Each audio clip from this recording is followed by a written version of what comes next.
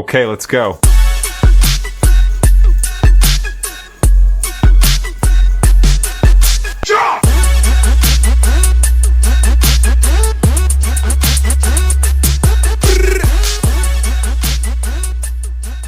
Isap bong. Ang lakas ng ulan sa labas. Ayaw, pasang-basa ako ayun. Oh, dito ako sa VIP lounge nila. VIP lounge nila dati. Kasi may massage siya dito. So, ganda. Lalaroin natin ngayon ay mini main, flight C na.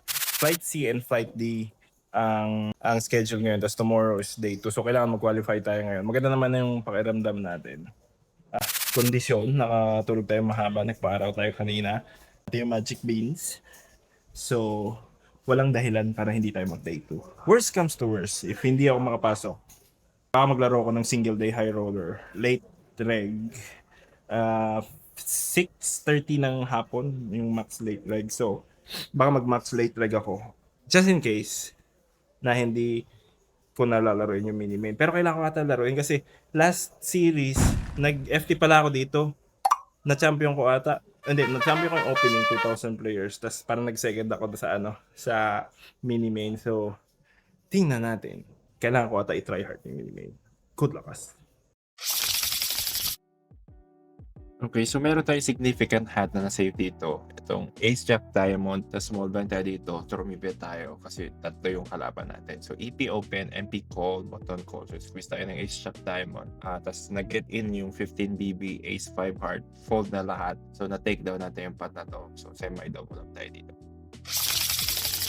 Meron pa tayong isang significant hand dito, 500, 1,000, nag-start yung blinds. Mid position, nag-limp siya. Medyo interesting siya kasi para natin is Queen Jack Heart. Usually yung ibang player nagiging passive dito. So, syempre nag-ISO tayo para at least in position, lalabanan natin yung limper. Most of the time, dominated natin yung range niya. Same time, maganda naman yung hand natin pang post-flop. So, ang ginawa ko dito, nag-isolate tayo. So, heads up kami post-flop. Ace, 9, 4, dalawang diamond, isang heart. So, syempre, sibet tayo dyan representing Ace. Since meron naman tayong backdoor equity. Kumol siya. This, ng turn ng 10 of hearts, so meron na tayo ngayon ng open-ended straight flush draw. So, ang option natin, tayong sumibet, pwede tayong chumek. Ang nangyari nga lang, nag-dunk bet yung kalaban. 15k, so pumatfall lang tayo. River, chumek siya. So, meron tayong queen high. Pwede natin i-give up, pero syempre, since tayo yung original racer, tutuluyan natin. Pataya tayo big bet tayo. 30k, 30 BB yun. So, na-call tayo, and then, we lose the hand. Level 601 2. May nag-open hijack, 15k, effective na lang siya. Medyo short option 2-5. Tinibid ko na and willing to get in with pocket 9. Sinab din ng king jack. Kaso na-river tayo ng king. So bumaba tayo ng 13 bigs dito. Pero wala nang problema. Kasi nakabawi tayo next hand. A7 off tayo. 20 BB effective. May nag-open MP. May kumuha hijack kung may squeeze tayo. A7. MP2, Ace Queen, flop 2, 3, 4, turn jack, river 7. So, suck out tayo dyan. Bakit tayo ng 47 pigs after nung pagkatapos sa atin. Akad matatag na naman tayo. Ano ba yun? Nakatatlong bullets ako sa mini main. Lahat na double up agad. Nasa intro boys. Net naman. Ito na. Mag-online na lang muna siguro ako. Tapos bukas baka hindi ako maglaro bukas ng tournament.